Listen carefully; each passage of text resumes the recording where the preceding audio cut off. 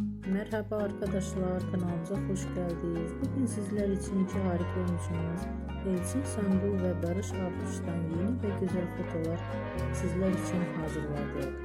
Barış Arduç dinle sevgili benim için üzülme, kiralık aşk dizisinde rol almış ve herkes tarafından çok beğenilmiş.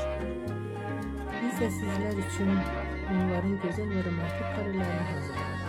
Bu videoların devamlı gelmesini istiyorsanız da kanalımıza